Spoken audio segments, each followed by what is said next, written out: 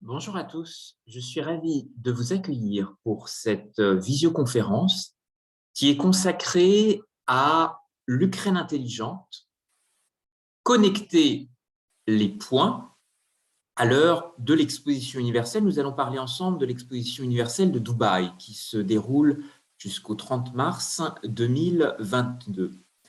Cette visioconférence est l'occasion de découvrir, dans le contexte très difficile que nous connaissons, comment les technologies et les idées du futur peuvent aider à créer un monde plus équilibré. Alors, sans doute que vos grands-mères ont appris à tricoter à travers le point de blé.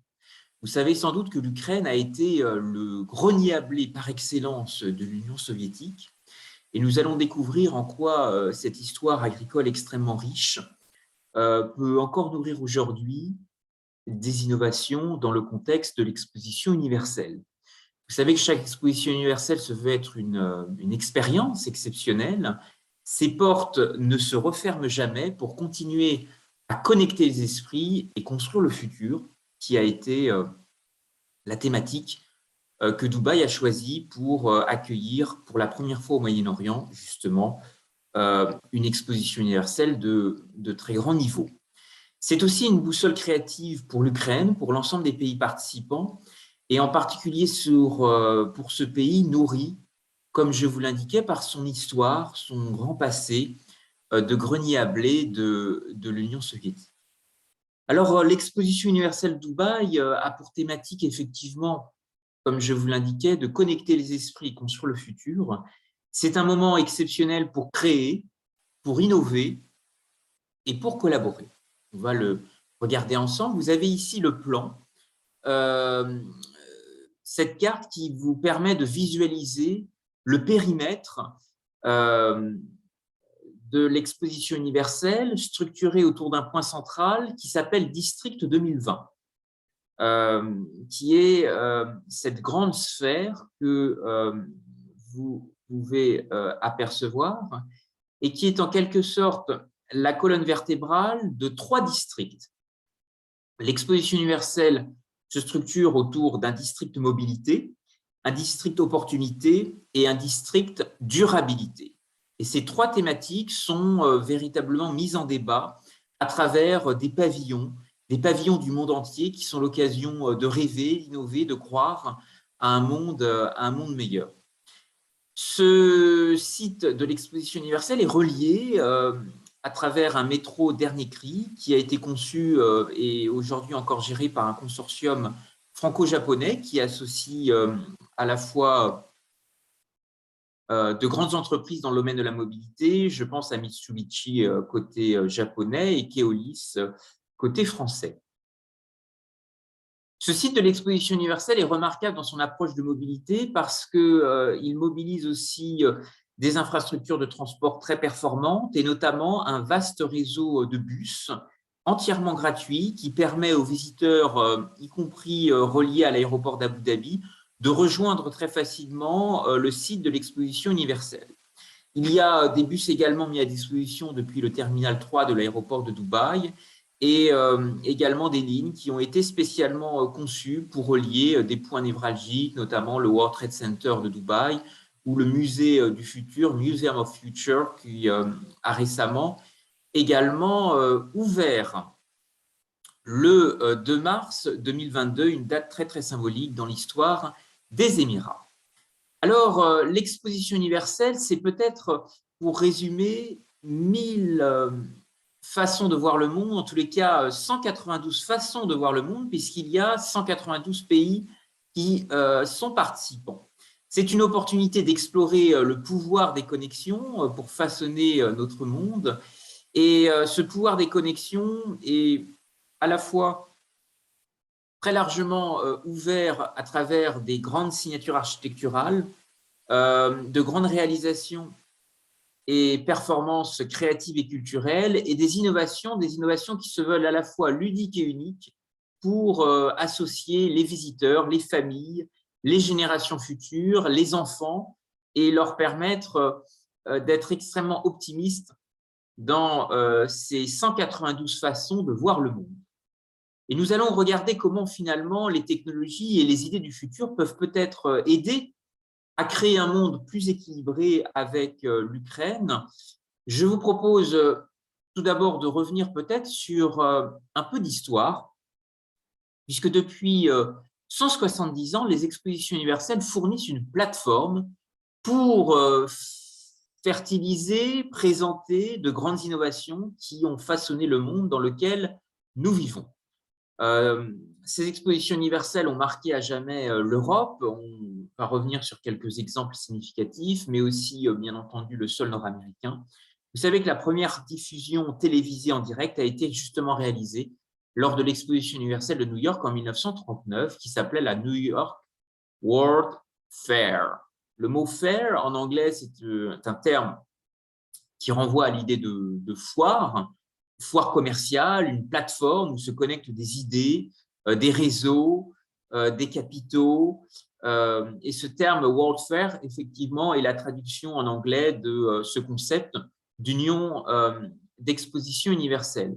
Union des talents, union des savoirs. Vous avez ici le Crystal Palace, qui a été l'une des grandes signatures architecturales de la première exposition universelle qui s'était déroulée à Londres. Mais on peut aussi faire référence à de nombreuses inventions qui ont été présentées à chacune des différentes éditions aux 4 coins de la planète. D'abord, l'un des premiers ordinateurs mécaniques qui a été exposé lors de l'exposition internationale de l'industrie et de l'art de Londres en 1862. Space Needle, qui sans doute vous fait penser à Seattle.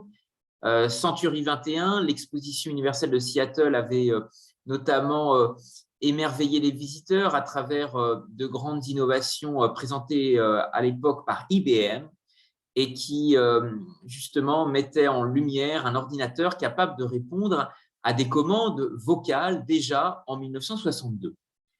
Les expositions universelles ont rivalisé d'inventivité dans le domaine des communications et en particulier en ce qui concerne le téléphone, qui a été une démonstration mise en scène dans le cadre de l'exposition universelle de 1876 à Philadelphie, avec l'invention d'Alexander Graham Bell, et l'exposition universelle d'Osaka en 1970 a offert aux visiteurs la première occasion de découvrir ce que la technologie des téléphonies mobiles avait à offrir. Vous savez que le Japon, après l'exposition universelle de Dubaï, va de nouveau organiser une exposition universelle et elle se déroulera, elle aussi, à Osaka. Le Japon qui est aussi engagé dans une révolution 5.0, qui a des réflexions futuristes extrêmement intéressantes autour des citoyens seniors, de la place de nos aînés dans la société. Eh bien, good luck aux organisateurs japonais qui n'ont pas été chanceux avec les Jeux Olympiques et qui, j'espère, à travers leur prochaine exposition universelle, offrira un rendez-vous planétaire unique. Alors, les innovations que les visiteurs ont pu découvrir dans le cadre d'expositions universelles concernent aussi le domaine lié à l'alimentation, peut-être l'alimentation du futur. Vous savez que c'est le popcorn et le ketchup qui avaient été dévoilés lors de l'exposition universelle de Philadelphie en 1876. Et ce sont des cônes de crème glacée qui sont aussi nés dans le Missouri à l'occasion de l'exposition universelle de Saint-Louis. Saint-Louis, qui est une terre de francophonie des Amériques, très importante et qui a effectivement donné naissance à ce cône que nous apprécions toujours aujourd'hui autour d'une bonne glace. Alors l'architecture, là, c'est quelque chose qui va sans doute rappeler de beaux souvenirs à Paris, d'abord avec l'histoire, bien entendu, des ateliers de Gustave Eiffel, et vous dire qu'aujourd'hui, finalement, cette histoire se réinvente, se renouvelle, Le 22 février 2022, la consul générale de France à Dubaï, Nathalie Kennedy, a inauguré un escalier que vous voyez ici en photo, qui est l'escalier originel de la Tour Eiffel dans un parc, le parc Al Forzan, au sein de l'exposition, du site de l'exposition universelle de Dubaï. Et cette pièce originelle, qui avait été inaugurée pour la première fois en 1889, avait été transmise par Gustave Eiffel à l'un de ses amis, Jeanne Adore, et elle a été apportée à l'exposition universelle de Dubaï grâce à l'entreprise d'un salon de thé très intéressant, Jana Paris, et qui a essaimé au Japon, à Bahreïn, à Dubaï, et qui aujourd'hui cherche à recréer encore une fois cet esprit de rencontre entre les hommes, mais aussi qui accorde une place extrêmement importante au dialogue créatif porté par les femmes, puisque Jana Paris est aussi un salon de thé extrêmement progressiste et qui veut aussi promouvoir la place des femmes dans le monde. Alors, des structures historiques existent encore aujourd'hui. On pense au Crystal Palace, 1851, à travers la Great Exhibition of London, qui s'était tenue dans ce bâtiment emblématique pour présenter justement invention et innovation de la révolution industrielle. La Tour Eiffel, que nous avons citée, un symbole extrêmement fort de l'exposition universelle de 1889, qui n'a pas été populaire immédiatement, et vous savez que certains ont fait campagne justement pour son démantèlement après la fermeture de l'exposition. Ce grand symbole parisien est toujours visible aujourd'hui, et beaucoup d'expositions universelles ont elles aussi de grandes prouesses architecturales. Je pense à la Grande Roue, notamment de Chicago en 1893, l'Atonium à Bruxelles en 1958, qui présentait les ascenseurs les plus rapides du monde à l'époque. Space Needle à Seattle, l'exposition Century 21 a effectivement présenté une flèche haute de 185 mètres avec un restaurant panoramique tournant à son sommet et qui reste aujourd'hui un élément très central de la ville de Seattle, qui est jumelée avec Nantes aux États-Unis. Et puis aujourd'hui, dans le contexte de l'exposition universelle, eh bien c'est Awasal Plaza, qui est un grand dôme autoportant, qui est une des pièces centrales de l'exposition de Dubaï et qui restera un élément emblématique du District 2020, qui est ce quartier créatif qui a vocation à rester à l'issue de Dubaï Expo 2020. Alors, l'ensemble des pavillons du monde sont représentés à l'occasion de l'exposition universelle de Dubaï, et je voudrais revenir avec vous sur ce pavillon atypique, qui est le pavillon ukrainien, qui a été conçu autour d'un thème fort, en anglais Smart Ukraine, Connecting Dots, littéralement l'Ukraine intelligente connecter les points. Ce pavillon Ukraine est un espace unique qui est divisé en 3 groupes thématiques, et il cherche à résoudre les problèmes de l'humanité avec créativité et bon sens. Alors, cette idée de points, connecter les points, peut peut-être surprendre le visiteur. Sans doute que vos grands-mères, comme je l'indiquais en introduction, quand elles ont appris à tricoter, elles ont sans doute, vous ont sans doute fait part du point de blé. Et le blé, c'est un élément extrêmement fort dans l'histoire de l'Ukraine, qui a été le grenier à blé de l'URSS, de l'Union soviétique. Alors, comment aujourd'hui l'Ukraine réinvente justement sa grande capacité à gérer un passé agroalimentaire, un passé de transformation, un passé également d'innovation industrielle? Eh bien, parmi les expositions du pavillon de l'Ukraine figure un vélo électrique qui dispose d'une capacité de parcours de 180 km après une seule charge. Vous pouvez aussi redécouvrir dans ce pavillon une imprimante 3D pour la céramique, Et on compte également des stores solaires qui sont capables de générer de l'énergie. Vous savez que le blé a besoin de grandir avec beaucoup de soleil. Et finalement, cette référence soleil est aussi un élément très fort du caractère unique et de l'originalité du peuple ukrainien. Et c'est un sujet, une thématique qui a été reprise à travers le prisme des technologies modernes. Alors ce blé, le pavillon de l'Ukraine, il consacre une grande place, une grande importance. Elle présente à la fois un champ à partir de vrais épis de blé, mais aussi s'oriente vers le nano-blé et le blé numérique. Cette démonstration entend à la fois souligner symboliquement le mouvement de l'Ukraine vers l'avenir, en harmonie avec la nature et le progrès technologique. Vous savez qu'il y a eu, dans le cadre des investissements d'avenir, beaucoup d'appels à projets dans le domaine des nanotechnologies qui ont été promus en France. Eh bien, l'Ukraine, à travers ce nano-blé, entend elle aussi montrer sa capacité à être inventive, à réinventer également son patrimoine de transformation alimentaire, concevoir une nouvelle toile alimentaire et de transformation avec les nouvelles technologies. Et finalement, l'Ukraine intelligente se définit comme une toile avec des points de connexion. Et c'est véritablement une programmation très ambitieuse que le pavillon Ukraine envisage, avec un programme de divertissement qui comprendra des défilés de mode, des séminaires thématiques et des performances créatives. Ce que vous voyez en photo ici, ce sont des artistes ukrainiens qui ont réinventé justement à travers des toiles que vous voyez ici et que les visiteurs à Dubaï peuvent contempler. Ce sont des toiles qui sont des représentations toujours très intéressantes du blé.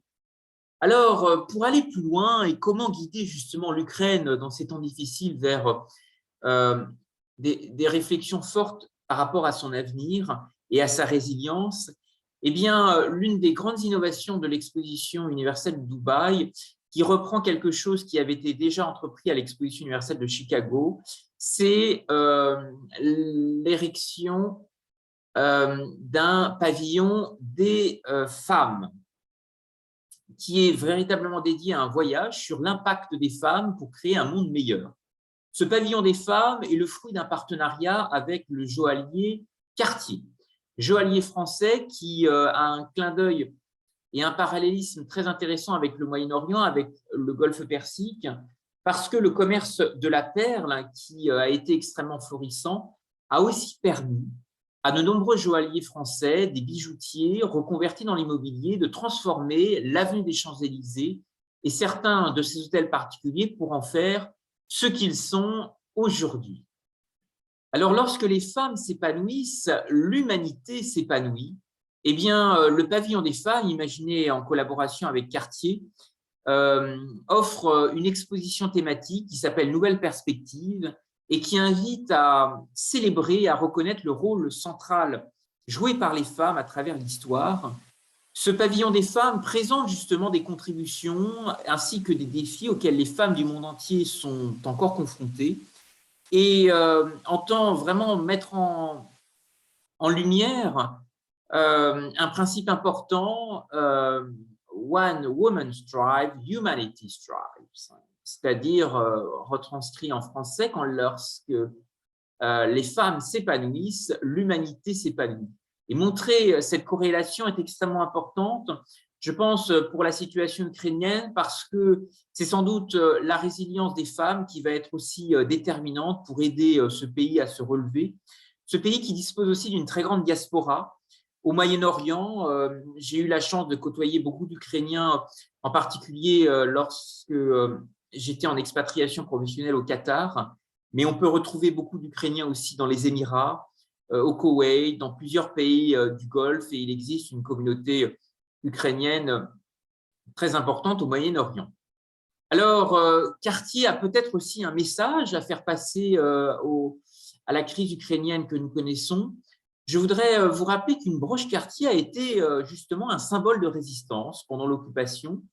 Jeanne Toussaint, que vous avez ici en photo, a été la directrice artistique de Cartier et elle s'était opposée à l'occupation allemande à travers un bijou symbolique qui a provoqué son arrestation en 1942. Et cette directrice artistique a été aussi une grande amie de Coco Chanel. Elle s'était, à sa manière, opposée à l'occupation allemande à travers des métaux et des pierres précieuses, à travers une broche qui représentait un oiseau en cage. Et dans les vitrines du magasin Cartier, rue de la Paix, à Paris, non loin de l'état-major allemand qui était installé au Ritz, eh bien, trônaient en 1942 ces fameuses broches qui représentaient cet oiseau en cage. Alors, beaucoup de croquis ont été retrouvés avant et après la libération. Cartier a été, il faut le rappeler, aux côtés du général de Gaulle, et cette affaire avait notamment suscité l'indignation des Allemands découvrant cet oiseau pour sa symbolique d'abord, mais aussi parce que Cartier était un grand soutien des forces alliées en lien avec Franklin Roosevelt et Charles de Gaulle. Et le général pouvait également compter sur le soutien de Jacques Cartier, qui lui a offert les portes de son siège, de ses bureaux londoniens à son arrivée en 1940, et lui a permis aussi d'enregistrer certains de ses discours. Alors, Jeanne Toussaint, que vous voyez ici en photo, avait orchestré le transfert de bijoux laissés en dépôt par ses clients vers Biarritz en 1940. Elle n'a eu malheureusement aucun lien direct avec la filiale britannique du joaillier et ne parlait pas l'anglais. Toutefois, elle avait été inquiétée par les nazis et, faute de preuves de sa résistance et grâce à l'intervention de Coco Chanel, elle a pu, après quelques jours de captivité, quitter l'hôtel Majestic où le commandement militaire allemand avait installé son siège. Alors, est-ce que 2022 sera meilleur? Vous savez que quand Paris a été libéré en 1944, l'oiseau en cage est sorti de sa cage pour orner différents bijoux célébratoires. Sur une broche créée en novembre de la même année, il chante et il est entouré de l'inscription 1945 will be better. 1945 sera meilleur, et sur une autre date, sur une autre broche datant de 1947, le rossignol bleu, blanc, rouge laisse exploser sa joie, prêt à prendre son envol, comme vous le voyez ici sur ce croquis, avec les couleurs effectivement bleu, blanc, rouge, hexagonales. Alors, place aux échanges. Je voulais vous adresser une lueur d'espoir vis-à-vis de la crise ukrainienne en vous parlant du pavillon des femmes. Et c'est peut-être ce qui va aider aussi ce pays à se reconstruire. Pensez la place des femmes, pensez aussi au parcours de résistance opéré actuellement par les femmes ukrainiennes. Et c'est quelque chose qui pourra certainement contribuer à aider le pays à se relever dans ces temps difficiles. Et je crois que cette idée de remettre en scène la place des femmes, ça avait été une innovation également explorée par l'exposition universelle de Chicago et quelque chose qui mérite également une nouvelle mise en lumière dans le contexte que nous connaissons en Ukraine. Je voudrais vous remercier à tous pour votre attention et ouvrir maintenant les échanges avec les participants et répondre aussi aux questions qui peuvent être formulées dans la bulle de discussion mise à votre disposition. Je vous remercie à tous et vous invite maintenant à passer au temps d'échange et de débat. J'espère que certains auront la chance de pouvoir découvrir l'exposition universelle, visiter le pavillon Ukraine, visiter le pavillon des femmes, visiter le pavillon France aussi, qui est extrêmement intéressant, autour de la thématique Lumière-Lumière, qui se veut une double référence aux innovations philosophiques, mais aussi techniques et technologiques. Le pavillon également, de nombreux autres pays européens méritent le détour, pavillon Espagne, pavillon britannique, pavillon Pays-Bas, pavillon Suisse. Des pays aussi du Moyen-Orient sont tout à fait intéressants, le pavillon Arabie Saoudite. La Russie est également présente à l'exposition universelle avec un pavillon relatif au cerveau, au modèle cognitif. Eh bien, il faudra certainement, après la guerre, penser une nouvelle génération de marchands de paix et de prospérité. Et c'est certainement aussi la place des femmes qu'il faudra insérer dans ce sujet. et leur donner une attention particulièrement fédératrice pour la reconstruction du pays. Je vous propose d'écouter, d'entendre aussi vos réactions, vos remarques et de nourrir ensemble le débat à l'heure de l'exposition universelle. Merci à tous et place maintenant aux échanges et aux questions dans la bulle de discussion.